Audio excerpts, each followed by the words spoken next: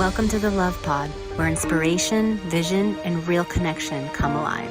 Wherever you are, you belong here.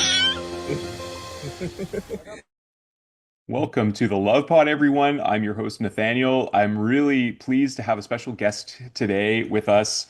Brenda WINKLE is coming from Oregon, tuning in, and I really, really love and resonate with her message of bringing more joy into our world, and not taking on the energies of others and our world. You know, we're in very interesting times, and I really love this intuitive, insightful um, healer and entrepreneur who's going to lead us through a deep dive and conversation into how to really preserve this childlike sense of wonder, you know. And we talk a lot about on the show how, Christ consciousness is returning back to this idea of being like a child again, and I really feel like spiritual maturity is what I hear when I hear these words, and just being able to honor our true and authentic nature as the joyful children of creation that we are, Brenda. So I'm really pleased to invite you in the show.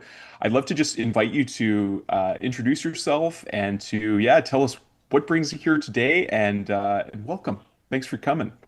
Hi, Nathaniel. Thank you so much for having me. I'm thrilled to be here. I love your mission, and I'm so excited for this conversation. And the name of your podcast, The Love Pod, it's perfection. Thanks so much. You know, it's funny because we like Lightheart Vision is really named after our daughter, and the spark of it was welcoming her into the world, and the presence that she had was just so pure and so palpable. You know, we're seeing these images of people in hospital, you know, like giving birth to babies and like slapping them and stuff as if they're like, and to it was the most miraculous experience I've had. So I said, well, Lightheart Vision, love is the acronym there too, and that I agree totally. It's what the world needs now. So thank you for your mission, and thanks for being you. Oh, you're welcome. Yeah, so I'll go ahead and answer your question, which Yeah, of is, course.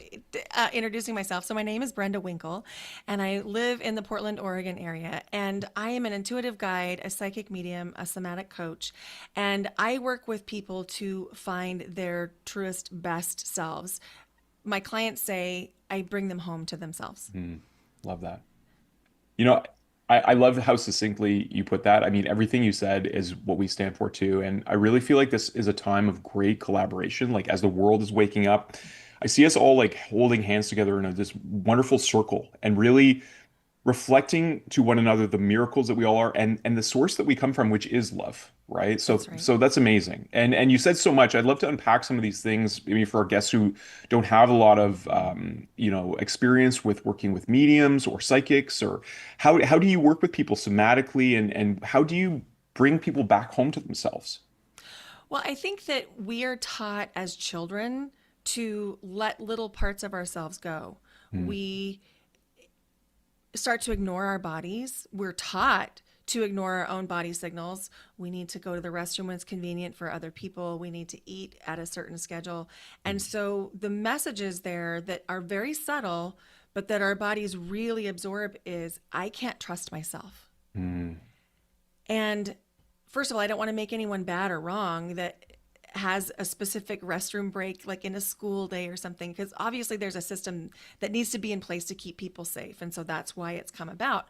But one of the side effects has been that we teach people at a very young age to ignore their cues of their own body. And we teach people that it's inconvenient for us if they listen to their own bodies. And so when I'm working with people, one of the very first things I do is ask them to use the bathroom every time they have to go mm, without waiting. And I know that seems like, okay, first of all, that's kind of gross and a little weird.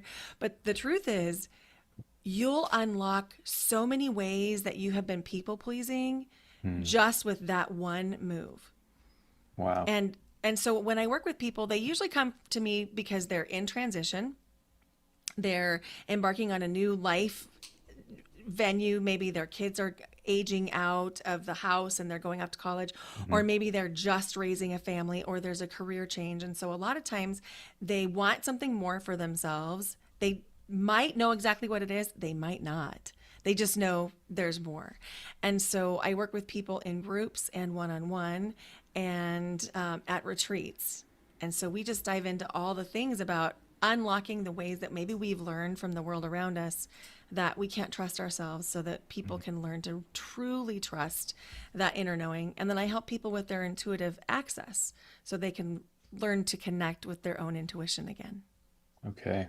I want to ask you more about tuning into the intuition, but I got to say, like, I see right away one of your gifts, I think is a profound one, is being able to take these perhaps what people would describe as spiritual things and really making it down to the being human. Like I totally see how, the power of that and how we are so conditioned.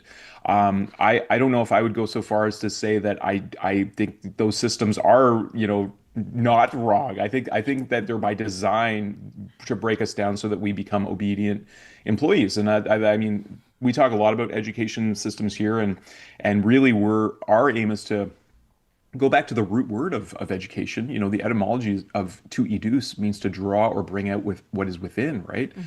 And in so many indigenous, paradigms and ways of being around the world, which we all of our ancestry comes from at some point, that really was, the relationships often between, especially the grandparents and the children, there was that special relationship where the grandparents would see the unique gifts in the children and help bring them out. And of course, there was this natural way of being. So there was an honoring of our physiology, of our bodies, and I think that's so brilliant. So it sounds like a lot that you do has to do with unlearning. To begin, like looking at some of these patterns we have is like, oh, I won't go to the bathroom now. And it's so funny because before we came in, we shifted this podcast by an hour, and Julie had to remind me, she's like, do you know it's early today? And I was like, oh no. So I was like, oh, did I go to the washroom? I thought of that before. So I might take you up on that and just go to the washroom when I have to, but I'm good for now. So I appreciate, like to me, we hear a lot of people talk about how, we're human beings having a spiritual experience. But I really believe we're spiritual beings having a spiritual experience that is human, right? Yes. Yeah.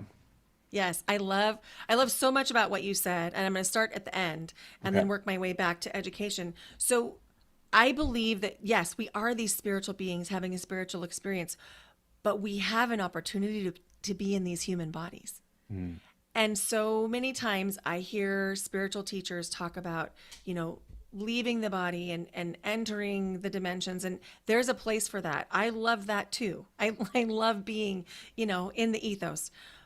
But one of the things that separates us from spirit is that we do have these human bodies, and we have them for a short time, and they're supposed to experience joy and pleasure and movement and connection. And if we divorce ourselves from the humanity that we're able to have inside this lifetime, we're missing out on a big part of the experience. Yeah, it's so true. Like, and I feel like there's a purpose to humanity too. Like, I feel like there has been an evolution in our collective spiritual consciousness, right? Like, it started, I think, for at least my awareness, with at least in this modern time period with Buddha, and saying, okay, there's suffering that the subconscious mind is constantly attaching or averting things, and that there's a process where we can transcend that suffering. And then we have like Yeshua, who came and showed us when we're pure channels of that loving intelligence, we can do amazing things as for one another. But all of this is through the experience of the body. Whereas like Buddha talked about leaving the body through the like stopping the reincarnation cycle, the Sufis talk about actually no, it's about bringing home heaven on earth more into the body so that we make this world better. It's not just about getting out of Dodge. And so yeah. Yes. I love what And you're that's how saying. we expand the consciousness, right?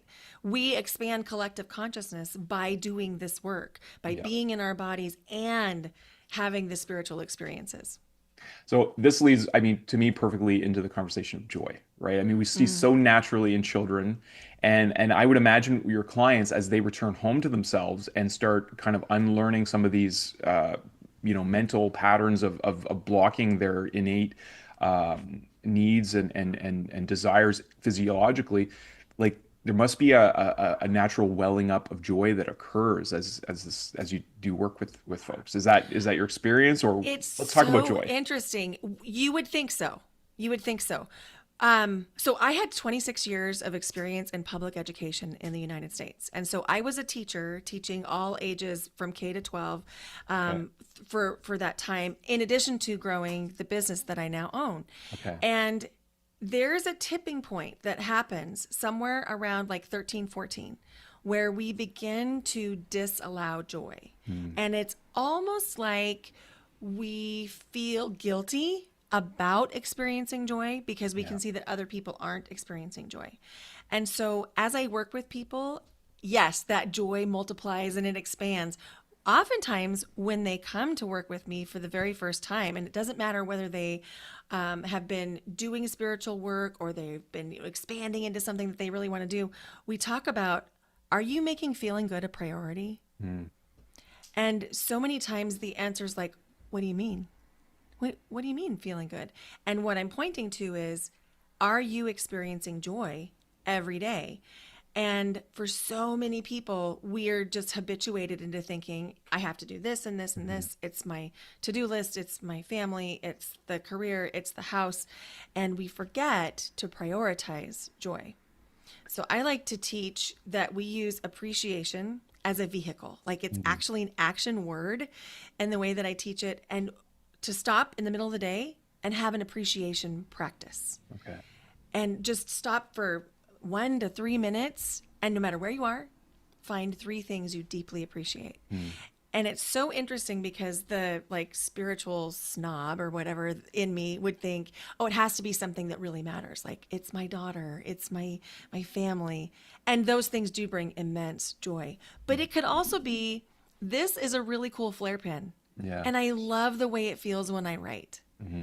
And so the I love that. big learning that I had in this process of learning to teach it is appreciation does not discriminate. It doesn't matter how big or small the thing is that we're appreciating, it has the same effect on us. And it Oh, yeah. leads us towards joy. I love that. You know, you remind me of this immense contemplation that I've had for many years. So, the spiritual foundation of Light Heart Vision is based on the Christ letters, in which he talks about his true autobiography of and the true teachings that he had after true spiritual enlightenment, and he dismisses a lot of the religious dogma. So they're not very well known, and part of our mission is to share them. And I won't go into too much detail, but what he says is that, you know, the only difference between ascended masters and us here on Earth is constant and undeviating connection to unconditional love. And as you were talking, I was thinking like love has no discrimination. It appreciates all of us all the time and every little particle of matter because it is like all of matter is divine consciousness in form. So there's really, as we open our vision to appreciating these small things like a pen or a pencil. And I feel that too, like as an artist, when I have like a nice, you know, writing tool, really cool gold pen, or even just a pencil, and if we can really make appreciation to the smallest little details a practice, then so in your experience in making this a ritual daily, does it become something that becomes second nature to folks as they kind of unwind this guilt? And I'd like to ask you more about where do you think that guilt comes from for experiencing joy? Is it like just like you said, because other people aren't doing it, it's like, oh, I better go along to get along because we're social organisms, or do you think it's deeper than that? Well, I think it's complex and there's probably more than one answer. Yeah. I do feel like there's a little, well, let's come back to who you and I are talking to. The people that are listening to this podcast probably identify as deep feelers, highly compassionate, very sensitive, trying to educate themselves spiritually, trying to have their own spiritual experiences. And I would use the term like they're waking up, Yeah. so the people that are that kind of person often have gone through life absorbing all of the emotion around them. And I'm one of these people. Same. Yeah. Yeah. And so we're taught in overt and covert ways that that's our purpose, that we absorb all the emotionality, that we maintain the high vibe for everyone else. And in the meantime, it's like we have these, like we're walking through the airport carrying everyone else's baggage in addition to our own. And then we wonder why we hit a point in life when we feel like, I just can't do this anymore. And it's because we're trying to carry things for everyone else. So a lot of it is teaching these sensitive souls like you and I how to carry less baggage.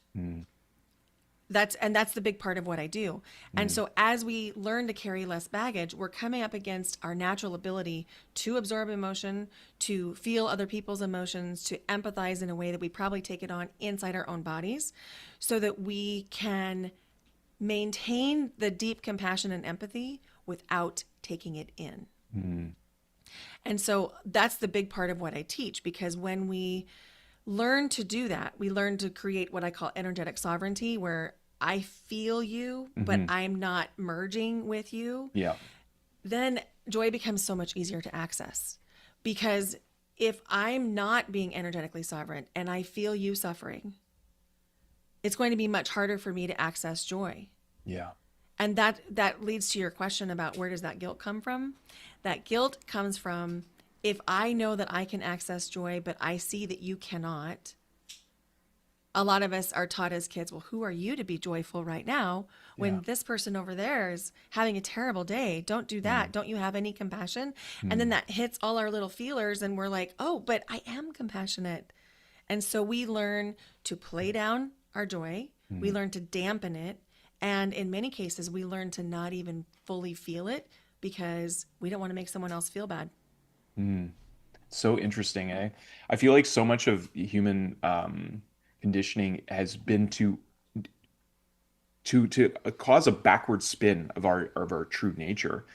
I would imagine this is could be, just me imagining, but as you are helping people to regain their energetic sovereignty, that a lot of these skills that were burdens of carrying other people's baggage now becomes great gifts that allow people to be of service in greater ways in the world, Brenda. That's exactly right. A huge percentage of people that I work with go on to become healers or coaches or podcasters or writers or artists, and they're sharing the gifts with the world in a way that multiplies that joy. That's wonderful. Yeah, I mean, yeah, that's wonderful. I mean, as people unblock those, I have this joke. I've done a few times. I've done stand comedy only because I've woken up in the middle of dreams and I'm on a stage like doing bits, and then I like get up and I'll write. I'm like, what? Why am I having these dreams? And I have this joke where I say, I'm not Catholic and my mom's not Catholic, but the guilt carries generations forward, right?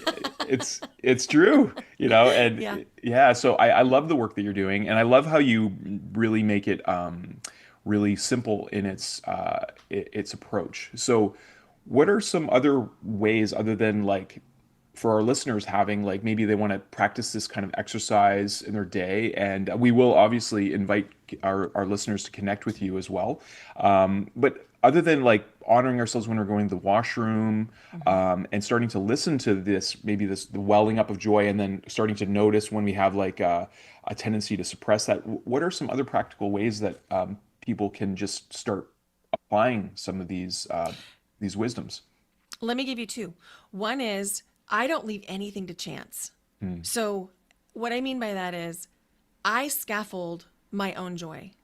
I don't assume that even though I'm in this practice that I'm going to get it right every day. And so I have an alarm that rings every day I have one that rings at 8 a.m. or 7:55, and then I have one that rings at 2 p.m. And the one that rings at 8 a.m. is everything is working out for me. And then the one that rings at 2 p.m. is stop and appreciate. Beautiful. And so I have it in the middle of the day, where beginning of the day and middle of the day, where I'm resetting my energy. And so you can create alarms on your phone. You can name them. So it comes up with whatever it is that you want. It could be an affirmation. It could be to stop and remember to appreciate, to choose love instead of fear, whatever makes you feel really good. And then because we're humans, you're going to need to change it up once in a while, change the time, change the words, because as humans, we do get kind of used to stuff. And so you'll need to, if you notice yourself ignoring it and Yeah. not doing the practice, change something Yeah. so that you can change it and just Like, know that oh that's yeah, feel love again. Whatever. exactly, exactly. So, and that does happen where you just Yeah. sort of get like, oh, I'm just going to shut it off. And then that's an invitation to change the time or change the message or something. And then the other thing is, when we talk about energetic sovereignty, we each have this electromagnetic field around us. We can measure it in scientific studies. We can measure it with certain cameras. Like if you've ever gone to get an aura picture taken, which is just for entertainment purposes only, because your aura changes all the time. Yeah. But anyway, we know that there's this electromagnetic field.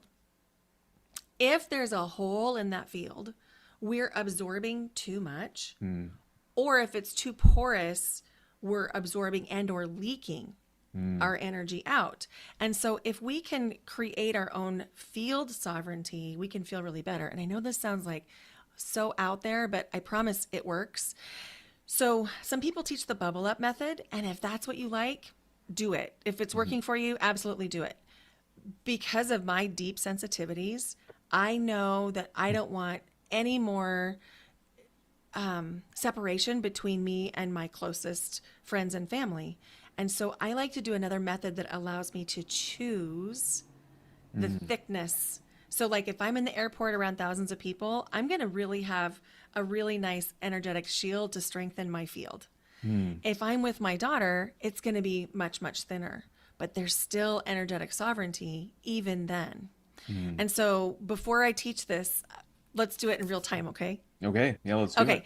So, invitation to just feel like your energy and my energy. Just feel it here between the screen. And listeners, feel your own energy right now. And now what we're going to do is we're going to make a zipping motion, and you'll intuitively know which one is right for you. You're either going to zip up from the base of your torso or from your feet. Okay. And you're going to make a zipping motion up the front of your body and over the back of your head. And we'll do that 3 times with whatever intention or thickness you feel like you want for that energetic sovereignty for your own field. Okay. So go ahead and zip up.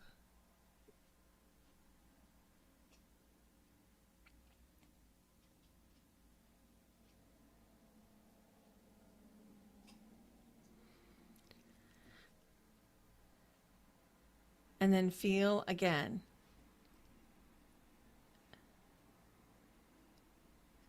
What do you notice? Yeah, I feel more of an awareness of my own presence. Yeah. Yeah. But it doesn't take away from your awareness of mine, right? No, no, I can, but it does feel more individuated rather than yeah. And it's interesting as you were talking too, I was realizing that because I did do some of these processes intuitively in my college years, and it was always like a blue or usually like a violet flame more than like a bubble.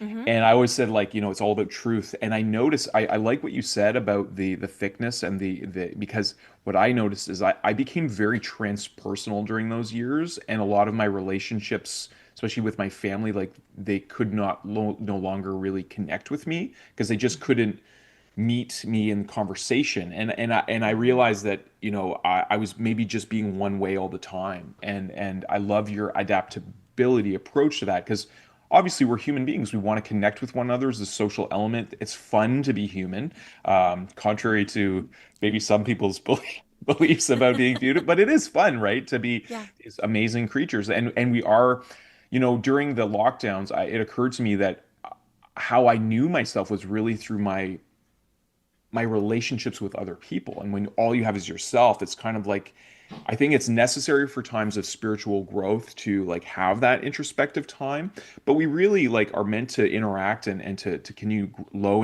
growing and contributing to others. So I love this approach and how you can play with that intentionally of how you are zipping up, as you say. That's wonderful. What would you say your experience is when you do that? So one thing I want to highlight before I answer that question is that you don't lose any empathy or compassion Mm, with this practice. And that's the deepest fear of people like you and I that have mm, this deep empathy and compassion as our superpower. We don't want to lose it. mhm. And so I really want to highlight that so that the listener who's thinking, oh, I don't want to do that because I don't want to lose my compassion. You won't lose your compassion. You'll actually increase your capacity Mm, for compassion. And so my experience is very similar to yours, Nathaniel, where I felt like there was a division between me and my loved ones when I was bubbling up, so to speak. And I felt like they couldn't get as close to me as I wanted them to, but I used the bubble as a protection, almost mm. like a shield. And I didn't have any nuance. There was never a conscious choice to let someone in or not. And so that's why I developed this so that I could change that depending on if I wanted to feel close to somebody, I would have the capacity to let them in. And my relationships changed dramatically. Wow. And one of the things that happened for me, I've been a chronic overgiver my whole life. And It's so funny you what say that. Yeah. Well, we'll chat about that one. Yeah. but one of the things that started to happen was I attracted reciprocal relationships Mm, when I began to use some nuance with this energetic method because I think I could feel the reciprocity. I could receive it more yeah. fully. That's so beautiful. It's interesting. So this is a good, maybe a little segue into entrepreneurship because I know that part of your gift is helping entrepreneurs to craft their offerings so that they're in alignment with their purpose. And Hmm. once you kind of like, for me, I like opening the doors to entrepreneurship was like this fire hose of information and this whole other dimension. Being an artist myself and being sensitive, it's like I felt like there was a million things I had to learn that I had no idea about. Hmm. Everything from like marketing and sales and how to talk to people, and it's overwhelming. And a lot of the stuff was like, this doesn't feel like my purpose. And there's a lot of that kind of thing.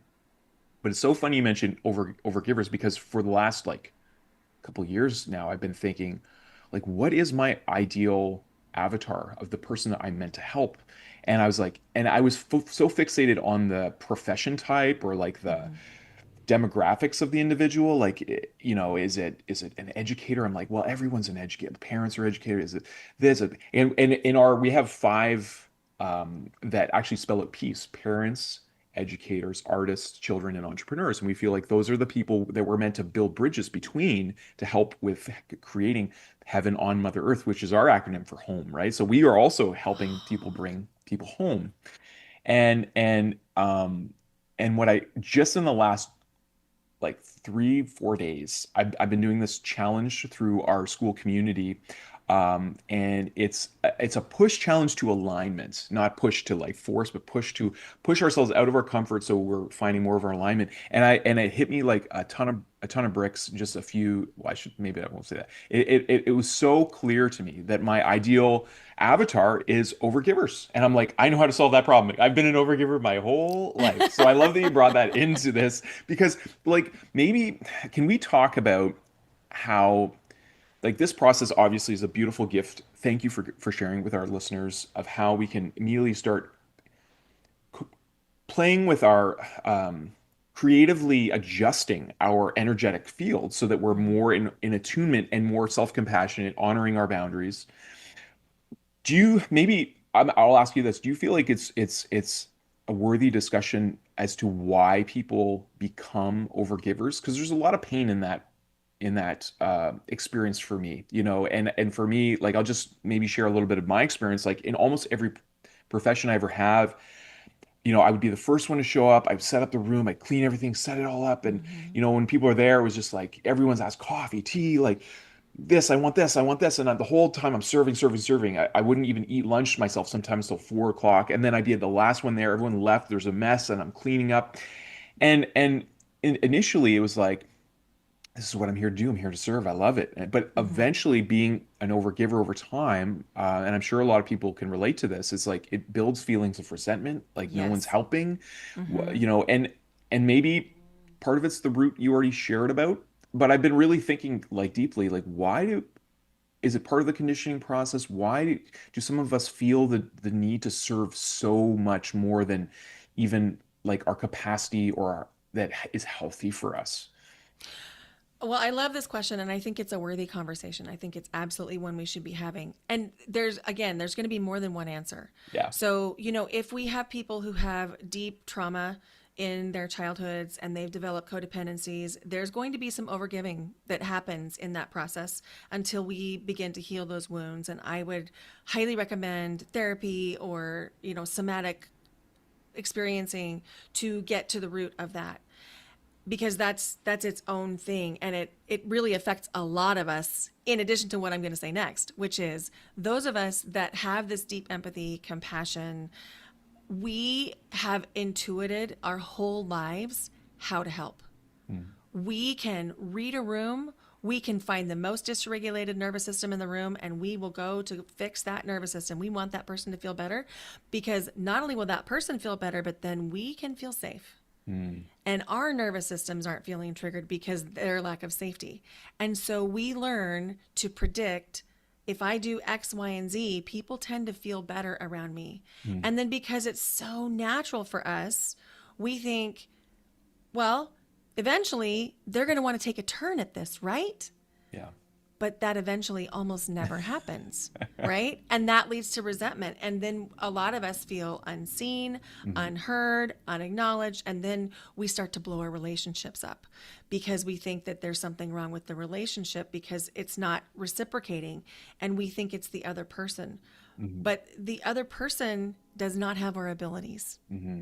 Mm-hmm. And so when we learn to create this energetic sovereignty, all of a sudden we can realize, oh, wait, no one expected me to set up that entire event by myself. They Mm-hmm. were willing to help, and maybe I could ask for help in setting it up. But until we create that sovereignty, we won't know, oh, I'm feeling tired. Mm. Because I don't know about you, what your experience was like, Nathaniel, but for me, when I was in that pattern, I wouldn't really know I was depleted until the very end when I could hardly stand. Yeah. Like I was just like going on adrenaline. Yeah.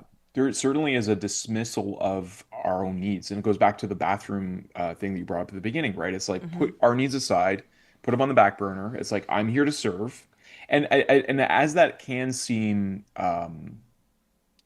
honorable in a way, if that level of self-sacrifice is not coming from a place of total alignment to the soulful self, I feel like Mm-hmm. it depletes us over time, in big ways.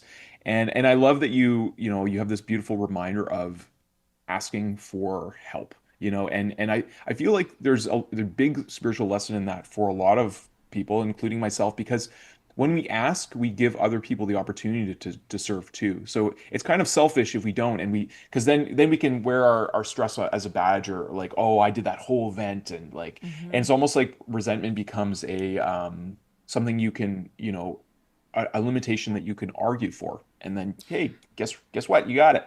Right. And then we push people away too because Yes. we're resentful and we're exhausted. And there's something vulnerable about asking for help. Hmm. And in that vulnerability, relationships form. Beautiful. People need to be needed. Yes, yes. Yeah, that's so wonderful. There's so much value and beauty in this conversation. And I feel like especially, what you said about not everyone has having these gifts. I think that's a very important distinction that a lot of us who are naturally intuitive and empathetic and service driven do not realize. It's like because we can see perhaps the gifts in others, we can see their potential, and we Mm-hmm. tend to like root there, and we don't see necessarily the where they're at. So it's like we see it's like, oh well, everyone should be able to see, it's like a good example. I really just in this last year realized that I had been undiagnosed as being what I'm now calling neurospicy my whole life, because Mm-hmm. I thought everyone had the experience of hearing all the sounds in a space all the time, and like having this very like clear awareness, and like I just thought everyone experienced the world that way. And in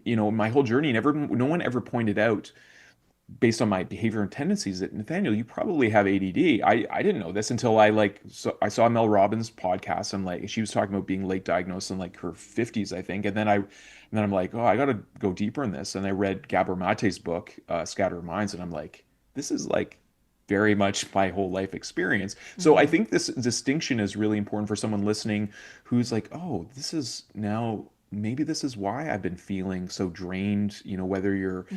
overworking as a a parent, or you're a teacher and you have this this really like unmanageable situation in the classrooms because it's an unnatural situation, all the children. So do you, in practicing, obviously, like I love that you brought up working one-on-one, whether it's somatically or therapy, and that can be really important. I think we all need some kind of coach or some kind of support in that way, because we can't always see our own label, in our world. We can't see what we're projecting a lot. Mm-hmm. So there's that value, and then the energetic boundary keeping. How do you find that clients that you work with, or people you work with, how do they maintain this kind of energetic sovereignty throughout their day? Is it the alarms that are setting, or do you find like maybe the more of us that gather and ignite one another, like in community, that we're having more of these honest conversations? Yeah. Well, so this is a great question. First, let's talk about the numbers. So Elaine Aron wrote a book in the 90s, 91, I believe, and it was about highly sensitive people. And in her research, she found that through brain scans, when we measure the neuroreceptors and neurotransmitters in the brains of people, that roughly 20% of people can be identified as highly sensitive. Okay. Now, so that's like 2 in 10 people. Of that 20%, let's make that the new 100%. About 10% of those have these gifts of deep empathy, deep compassion, where we can feel emotions, we can read facial expressions, we take things on. So when we're talking percentage wise, it's like 1 to 2 in 100 people have Mm, these kind of gifts. And so when we only have our own lens, of course it feels like everyone should do that. But number wise, the numbers say we are like 1 to 2% of the population. interesting. So to answer your question, yes, gathering in community is so essential because we can see that mirrored back, and we kind of release the masking of, oh, I don't have to actually explain everything to you because you feel it. You get it without me having to explain it. And for me, when I had my first experience of being mirrored in these gifts, it was like I'd found my people. Mm, And it felt like I wasn't the weird one in the room for the first time in my life. yeah. Yeah. And so I think that building community around this is essential. And yes, there's a certain point where one-on-one feels really good. And, if somebody's coming in and they have a really significant amount of trauma and they feel like it's difficult to regulate in a group, then I'll go ahead and support them in one-on-one for a while. But the real magic happens in the alchemy of a group. Yeah, yeah, I can see that, and I feel like there's this big calling for us in gathering. Like the three pillars of Light Our Vision is connection, community, and co-creation, and we feel it progresses in that order, because without having that connection to oneself, and like you said, that energetic sovereignty, it's very difficult to engage in community in a healthy way. There's a lot of people out there in our travels searching for conscious community, and asking like, how can we contribute to building conscious bridges. We've met a lot of people who were talking about community, but they were really looking to be taken care of by a community, not really looking to contribute to a community. And that's like a certain Mm-hmm. level, right? So I feel like Mm-hmm. that connection. And then when we're really gathering together, then what we can co-create, I think, is beyond what we've contemplated as being possible. When like as we really awaken our innate soulful gifts in this world. So yeah, thank you for that reminder, Brenda. Really important. I feel like this conversation could go a million different ways. What what would you like to talk about in this? What's been really standing out as really important to you during this time in your life? Let me feel for just a minute and see where this. So, the thing that's coming through is about community. The thing, and so when you were talking about a lot of times people are seeking to be supported by community, there's an epidemic of loneliness and it's worldwide. It's been named like in the United States, even it's been named as a national health crisis Interesting. of loneliness. The Surgeon General, I believe it was in 2023, don't quote me, you might want to look that up, but it's really recently declared a state of emergency Really? because of Wow. the state of loneliness in the United States. And I think it's international. I have an international community and I hear it all around. Okay. So I was on a search for community and I went and traveled full time for 5 months of last year because I was just really curious what makes community.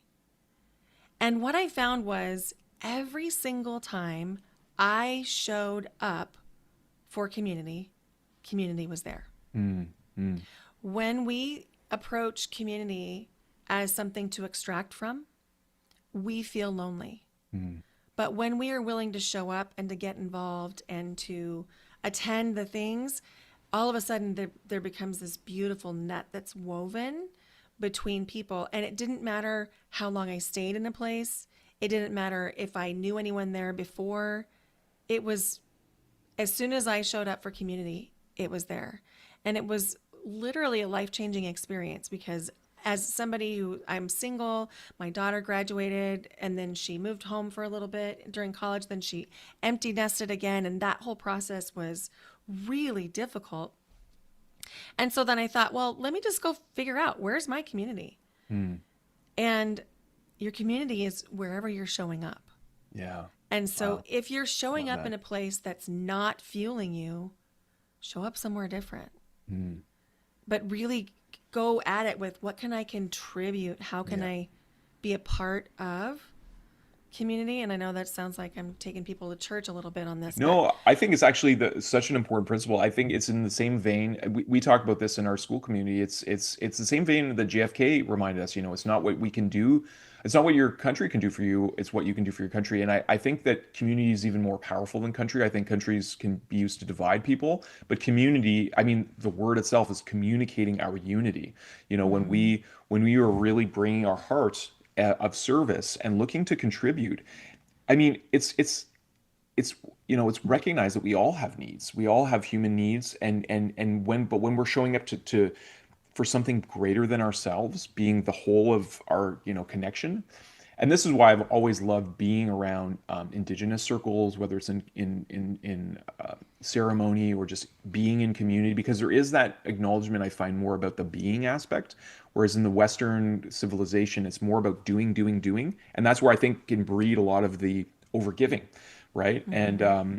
yeah, I see that. It's funny. I was considering when we were first, building our community, like who is our ideal, avatar again, and that kind of idea came up of like, well, lonely people. And then, it occurred to me, I was talking to an entrepreneur coach about this, and he's like, well, this is the kind of thing that, it can be, a lot of lonely people are very vulnerable and they're looking for something to believe in that might be greater. And it's really this can lead to kind of interactions that are very cult-like. And I'm like, oh, I never thought Mm-hmm. about that way. And that makes sense. So I'm like, that's not really who we're looking for. I think it's gathering all the players that are shaping this thing so that these I think humanity is going to go through this really, and it could be an accelerated process. I'm interested in hearing what your perspective is. This as we're awakening. Mm-hmm. I feel like there will be a threshold where the remembrance of who we really are will sweep over us collectively. And I think it's these, the gifted ones who are. I like to think holistically, like we're setting the stage for that circle to unfold in a very supportive way as we are attuning and aligning with our gifts, so that when all the lonely people realize that, oh, we're in a world of 9 whatever billion people, and that's just people, like we're very human centric. I feel is one of our other Mm-hmm. challenges as a species, like thinking about all of our connections, all of our relations. We have the winged ones, we have the crawlers, we have the four-legged ones, and all these wonderful people that are also, just different expressions of consciousness. How do you see what is your higher vision of this awakening for our world? Well, I think you pointed to something really important about loneliness being a risk factor for engaging in cults. And that was absolutely my experience as I moved from education into full-time entrepreneurship, because I lost my community. Mm. And so as entrepreneurs step into their new vision, especially new entrepreneurs, maybe they've worked for somebody, maybe they had community in their job, and then now they're like at home.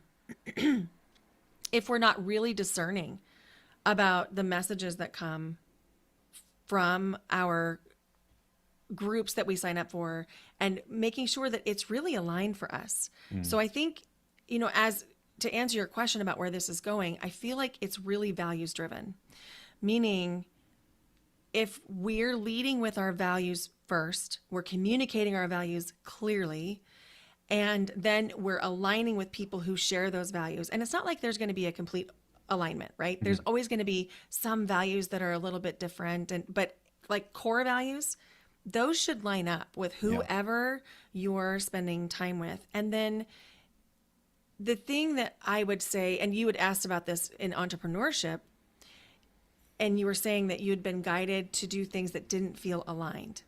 One of the problems that's happening right now in the coaching and the business coaching world is we have people who are getting trained in neuro-linguistic programming, and they're using that to sell people programs. It's Mm. very unethical. Mm-hmm. And so, the thing that I would say before we dive into the consciousness piece is, if you're feeling compelled, like I must join this thing, and you're not even allowing yourself time to think about it, you're running for your credit card, I would invite you to pause Mm. for 24 to 48 hours and feel and actually give yourself time to feel like, is this actually what is the right next step for me? Yeah. Because I think that's a big issue right now in the industry that I see. I see a lot of people Yeah. coming to me who've been burned badly Yeah. and I was too. Yeah. I And was me too. too. But Brenda, I mean, we only have 3 hours to decide this. I mean, we have to decide right away. That's part of the Yeah. ethical, right? Yes, So exactly. if somebody's applying pressure like that for Yeah. you, then I would run. Yeah. Honestly, I I would agree. run. I agree. And I feel like the growing consciousness is more and more awareness around how can I create these humane, equitable, Mm-hmm. ethical practices. And I think it's going to go through business and education and humanity in general. But it's going to require those of us that are living in ways that reflect our values to speak Yeah. about our values. Yeah. I love that. I think this is like like a super super important question. I even paused to use the word fundamental because I don't really like that word, because like there's a whole like consciousness around this, but it that is foundational. I think this conversation, I'll share a little bit about the letters, because he says something really important about this topic. He says, so many of us who are following the paradigm of think and grow rich are going in a completely opposite direction of where we really want to be, to return home, as you in your words, because when we focus on, there's all this focus on manifestation in our world. It If manifestation is coming from a place of self-will that Mm-hmm. is not in harmony and alignment with all the other selves that are around us, like, can you imagine a world where we all had private jets and like and like 24 cars in a garage? Like, why?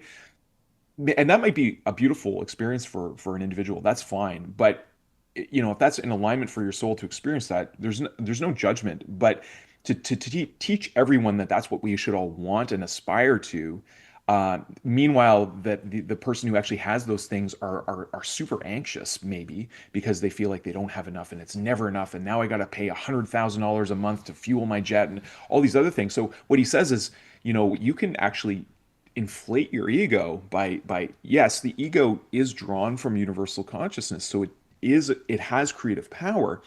But when you manifest from that place, you're always going to experience the dark side, because the unresolved emotional patterns that you've dealt with are not in alignment with your true calling. And that's why he talks about seeking first the kingdom of heaven, which is a state of aligned connection to our source, to unconditional love itself. then we can, create and play together in a way that we're not harming, I'm not asking you, Brenda, I'd love to have another conversation with you, but it's going to be, $33,000 to have an hour with me, like, I mean, and I know some of these players that, to spend, a day with them, it's like $1 million, or whatever. And I'm not saying there's not value in what they're doing, but I hear you about the ethical challenges of priming people in using these techniques and then selling them high ticket Mm-hmm. things that put them into situations financially, socially. I've experienced this too, and Mm-hmm. and I've met a lot of other people on the entrepreneurial path because so many of Mm-hmm. us come into it, we don't know what we don't know, and they're like, oh, That's this right. person has made it, they're billionaires, like I need to learn what they know. And yeah, so thank you for bringing this up. Yeah, you're welcome. So, a lot of the people that are out there that are in the spaces, they are telling you things that are not true. They're saying you don't have to work, you can, sit on your meditation pillow and then everything comes, and that's the manifestation thing.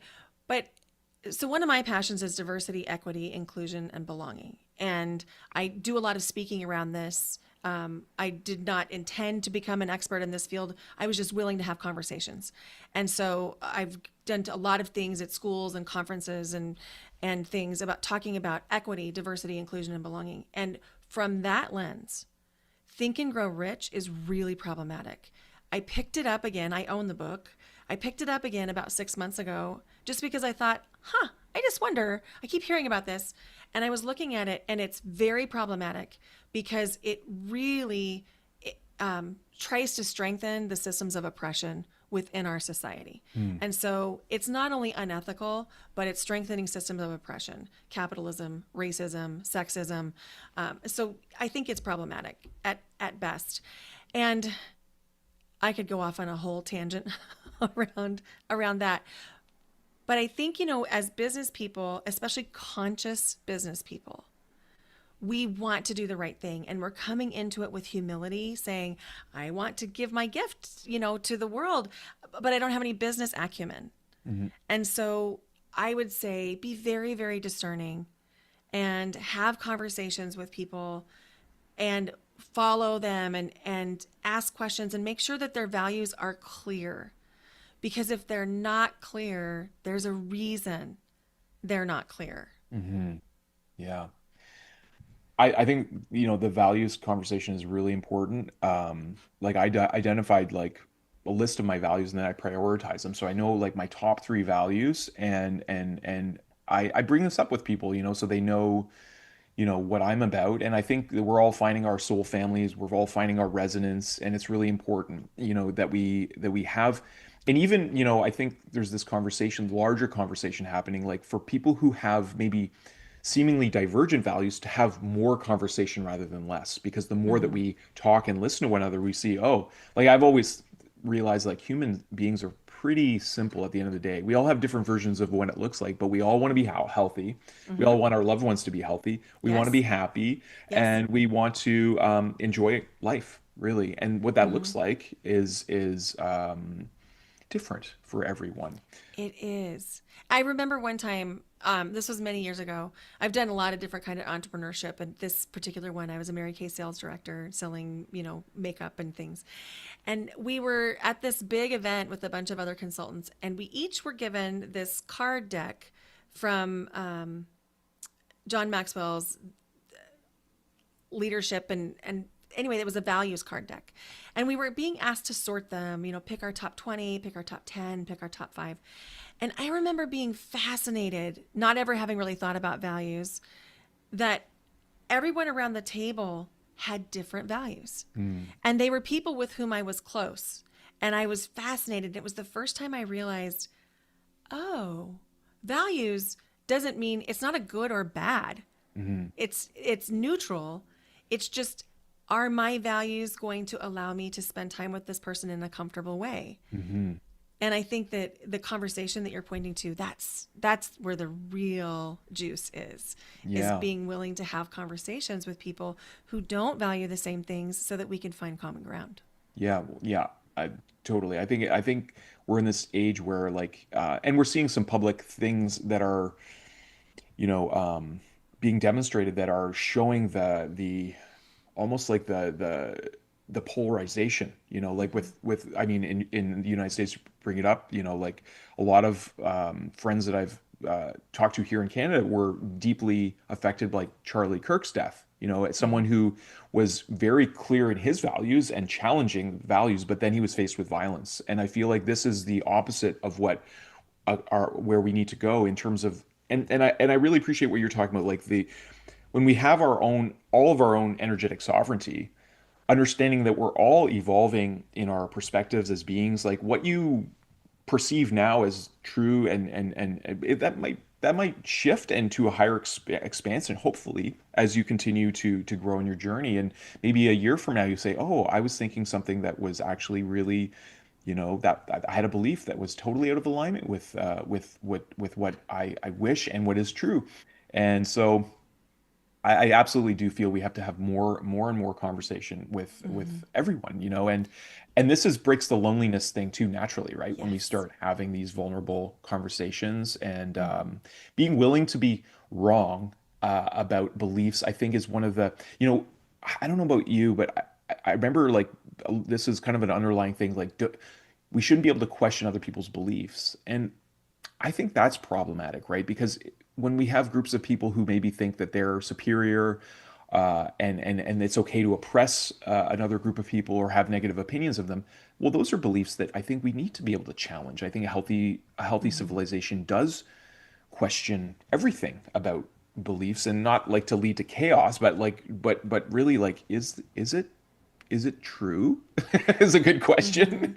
Are Mm-hmm. there some of us that are special or the chosen or the elite, and then the rest of us are not? And this leads to all kinds of problems in all kinds of, you know, whether it's religious structures or corporate structures, you know, and these climb that try to climbing to the top.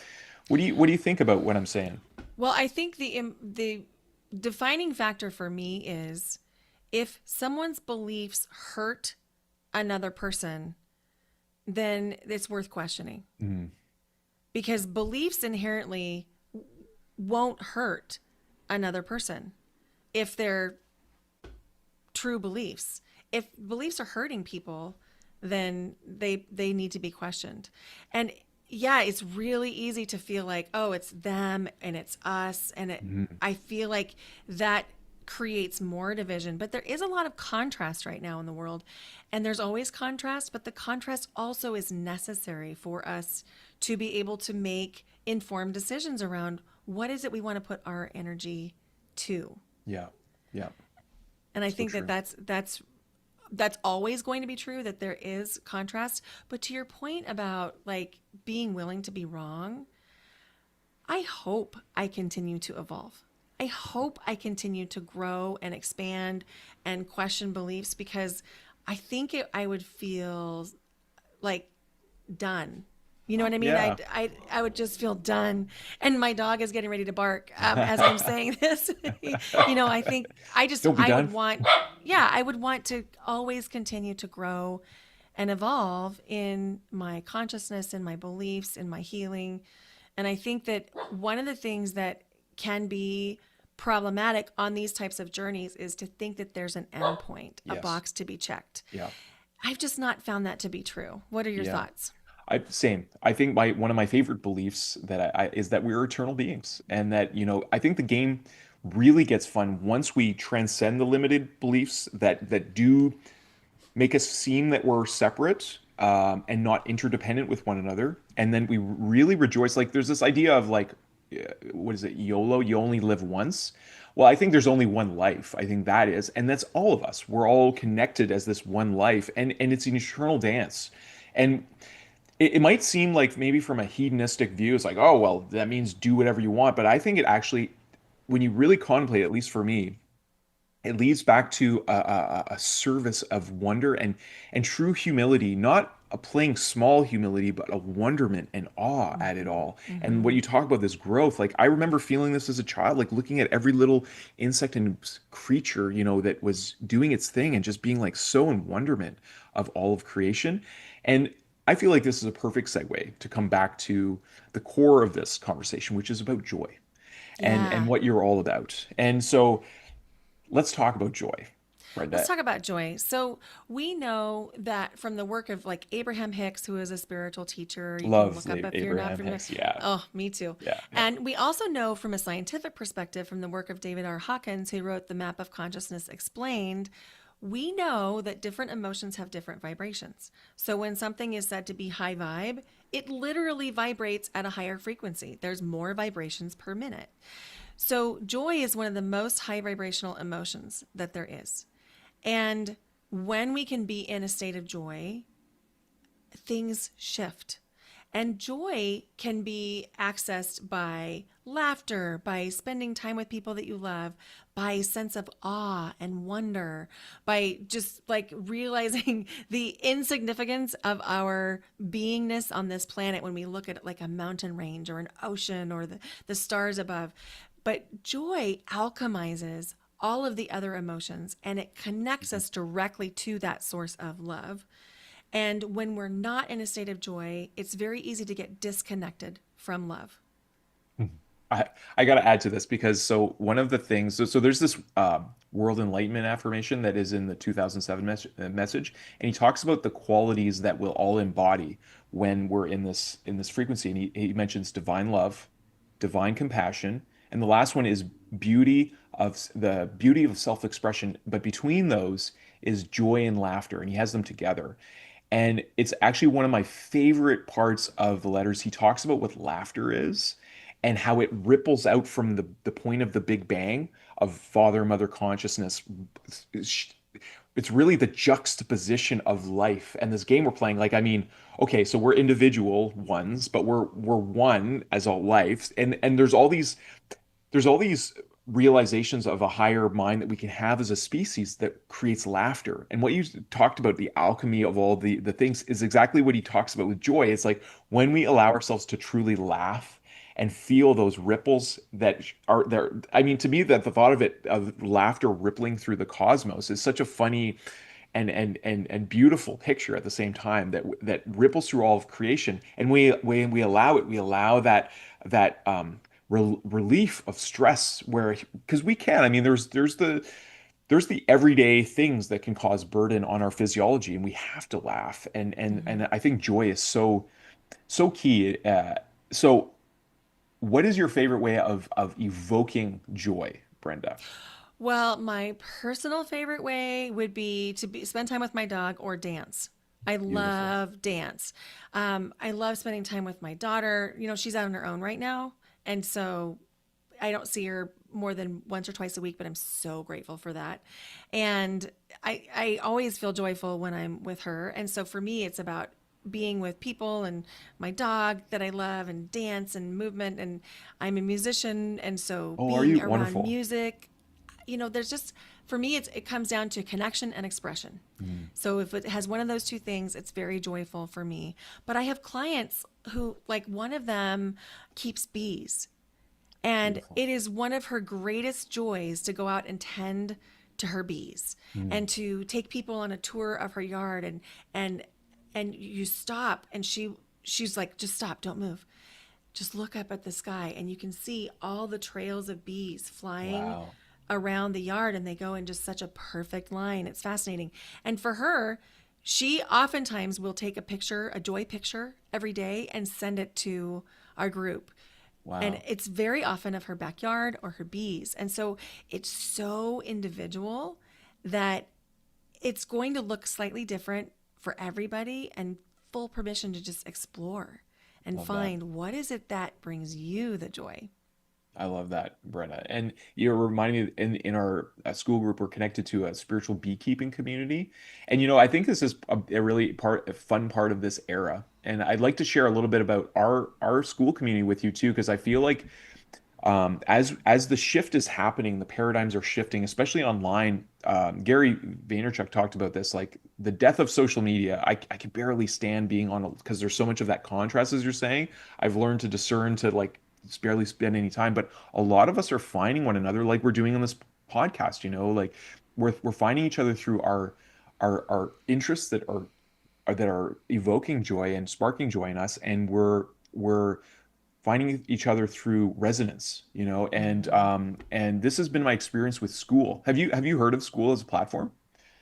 I have. In fact, I am weighing, literally today, I'm weighing moving one of my communities over Okay. to school. I have Okay. a membership called the Spiritual Entrepreneur Collective. Wonderful. And right now I'm hosting on Kajabi, which is where I host everything. Hmm.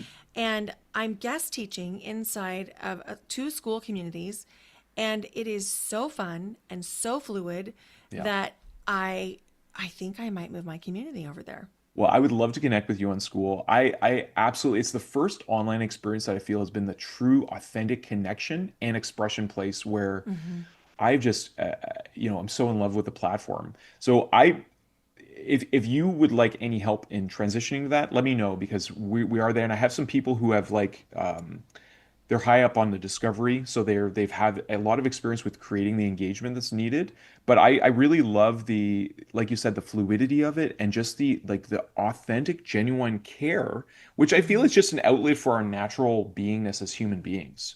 So, well, I'd love to connect with you on school more. Oh, I'd To love me, it's that. this Thank you. ongoing conversation because I really feel like times are really changing, and I feel like collectively we've learned a lot of these lessons. I think the pandemic and everything pushed a lot of online that weren't really spending a lot of time there, and we a lot of us did, like you said, we got burned in different ways, like looking for, okay, Hmm. how do I fulfill my purpose? I need help and I don't have the skills, and so now what we've learned is like, oh well, we just need to, in your simple words, we need to just show up, and Hmm. then we find the people we're meant to connect and collaborate with, and all boats can rise together when we're in a Yes. platform that is conducive for that, right? Yes, Yeah, I love yeah. it. And I agree. The conversations that I'm having over on school with people, they're so easy. Like Yes. it's very easy to navigate and it feels, I mean, I think I can say this to you and you'll get it. It feels so smooth. Like It is. energetically, it's smooth. Yeah, There's no friction yeah. on school. And I've noticed that there is a level of friction in my community over on Kajabi, which is why I was like, oh, I need to do something. Yeah, the friction is huge, and I think it's an energetic expression of the founder, Sam Ovens. I feel like the UI and the UX is profoundly simple, and he's always trying to maintain that. And I feel like in knowing a little bit about him, I really feel like he is very like service driven from the heart. I think he genuinely cares about people, and he saw a problem that he was just solving for himself. Like he created school not to make money or anything. He created school to create a genuine place of connection, and they keep making it better and better. Now we can host webinars on there. They just improved the webinar function, and I there's a I mean, I wasn't even intending to go there. I had dreams literally where Alex Hormozy was in my dream, and like driving a Jeep through an adventure thing, and I'm like, who is this guy? I don't really even know this guy. And I'm like, I saw him wearing a school hat, so I'll check out school. All these like pointers have pointed us, because we too were like, how do we build Lightheart Vision as a community? We want to connect to other communities. And I'm Hmm. like, if we ever find a place that's doing it already, I'm just going to contribute to what they're doing. Like, we don't need to be the inventors of ever, you know? Yeah. I'm finding that on school. I mean, maybe it won't be forever, but right now it feels like the place to be, and where things are happening. So a lot of us are we're holding hands and we're gathering together Hmm. because we really believe that there is an emergent, beautiful experience for all of us to have. This can be win win win win win all around, Hmm. and we're all. I mean, I love this is the world of like being. You can't be excellent anymore. You got to be outstanding. Well, I want to be outsoaring without my all my friends. So I could, Yes. this you know. Hmm. Really playing, and the other thing I love, Brenda, which is so cool. So I just applied to be a mayor, a school mayor, and Oh. because school I feel is actually reinventing in real. I never heard this term before I joined school. IRLs, in real life. So a lot of schoolers are gathering now together in real life, and what's so cool. Looks like my internet is a little laggy. I was just closing some windows in case it was me. Oh no, I think it might have been me. But anyways, so people are starting to gather, and what's cool is about all you've probably noticed this in the classrooms is that there's maps, so you can see where everyone is in your community all over the world. So if you're Hmm. going to a place like they just had a in real life event in Taiwan, one of the community builders that I met, Goose Dunlevy, he was on our show. He went to Taiwan to have an event, and another community builder who has a Shopify community, she went and traveled to go there. So she was like showing videos. So I feel like it's a way that we're finding our tribes through resonance. And anyways, I can't say this sounds like a long infomercial of school, but I'm not getting any compensation from school. I just really love it so much. So I'm glad you found it as well. Well, you're my sign today because I've been like, should I? Shouldn't I? Should I? Shouldn't I? Well, do you know too, like the whole system is built around an affiliate network? Were you aware of that? No, I'm not. Okay, so I can send you a link to Schoolers, and if you sign up for your community there, that helps me because they give 40% of their membership fees to whoever signs up. So you could just go and sign up yourself. But the cool thing is that when you have a community, you can also set up an affiliate system. So if you want to people to promote your thing and benefit from promoting your community, they can also it can be from 10 to 50% that you set up your community. So it's like Sam is really a really interesting entrepreneur that has created a way that we can all, there's a lot of creative ways that we can all not only thrive in our passion, but also thrive financially together. And that's where like, Hmm. every quarter they have what's called the school games. And that was brought to the platform from Alex Hormozy. It's like the top communities that increase their monthly returning recurring revenue all win and get to go to do a workshop with him. So it's like it's this place where it's but the funny thing I got to say, because we've talked about money and entrepreneurship and like this, the people who really thrive in school are not the ones who are like the money hungry like takers. It's really the people who are really fostering authentic communities that are really serving people, and that's what I love about it. So yeah, it's I mean. I feel like our conversation has become about school, but it's a place where people are connecting through joy, and that's what I feel like it Hmm. ties into this conversation really well. It's probably the most I've talked about it on a Well, and it's call. so interesting because I'm teaching inside of a platform called the MS Rebellion.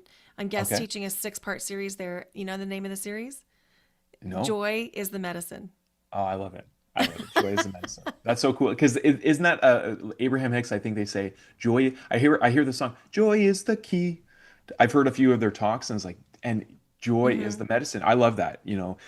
I really love that term too, because from my indigenous background, like we talk a lot about how like we can be the medicine, and medicine has a very different meaning than from a Western, medical model sense. It's like medicine is what really heals us. So I love that. Hmm. Our connection to Creator to me is through joy, and Hmm. and that's the greatest medicine there is. So that's beautiful, Yes. Yes. beautiful. How can our audience find you, Brenda? Well, my website is probably simple. It's brendawinkle.com. And I Okay, say simple because it has links to all the other things. okay, But I'm active on a lot of social platforms. okay, I'm active on Instagram. It's just my name, Brenda Winkle. okay. And Wonderful, I'm there on Facebook. And I'm just getting going on TikTok. And I'm having an absolute ball doing TikTok lives and offering wonderful. readings. And so Oh, cool. it's really out of anything I've ever done. Like it's very, very big departure. So I'm just playing around with it. So as of That's right amazing. now, November 29th, 2025, I'm saying yes to TikTok. We'll see how long it lasts, but right now I'm having a really good time. Hey, And that's so, awesome. yeah, We'll come put find me all of over your there. links in our show notes, and I'm glad you're having fun. I think that's like such a important element, right? And you really do bring the joy, Brenda. I really love your presence, and you've given us some really wonderful gifts to us today, and for those listening. Um, Sorry, was there anything else you wanted to share? I don't know. There is one thing. I have an energy audit on Okay. my website, and it is designed to help high achievers, people who like the gold star, Yep. discern the hit of achievement from the hit of joy. Ah, beautiful. And so if you want to go download that, it's free. It's just Okay, brendawinkle.com/audit. that's beautiful. And I use this myself several times a week. Okay. So I use it to make sure that I'm prioritizing joy. And then I also use it to really give myself some tough love on, am I overgiving? Am I giving to things that aren't fueling me? And so I developed it out of desperation for myself. And then I was talking about it with my clients and they said, "Oh, could we please have it?" And so that's where this all came from. So invitation to go give that a look, because I think that when we have practices around the joy and it's not just an abstract concept, it becomes more central in our lives. That's so beautiful. I want to give you a gift too, because I had in writing a memoir, a mirror memoir of our daughter's birth, I came across what I thought was a method at the time, but it really seems more like an operating system. And it came in as an inspired to call it the Moment Home Miracle. And I wrote a guidebook. I was inspired to see a series of guidebooks around different areas of life. And for myself, I'm like, I'm going to apply the Moment Home Miracle to help my financial life, because that's been an area that's kind of affected some of my other areas. And I wrote it, and it's called I just finished it a few like on Thanksgiving, as and I wanted to give it to some folks as a thank you, but I wrote it for myself. I'm like, how do I synthesize everything I've learned?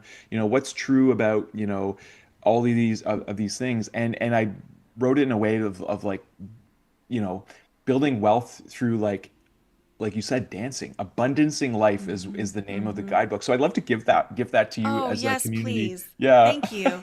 you're welcome. And I love asking our guests, this one simple question, and I think I feel like it's a great one for you.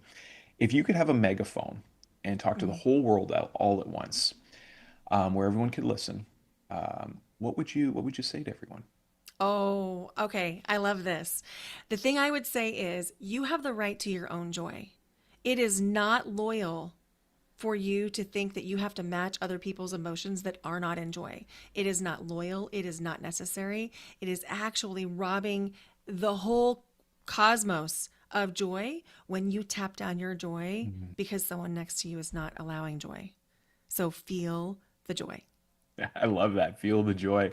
Well, it's been an absolute pleasure having you on the podcast, Brenda. Thank you so much for your service and for bringing your joy to our wonderful world. And yeah, I'm just going to invite our daughter, Luciana, to wish us all well with her joy, so we can really see from a master of joy here. Thank you so much for having me.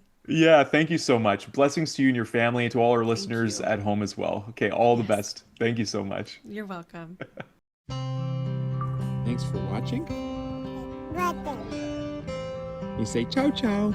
Press down. Bye. I love you so much.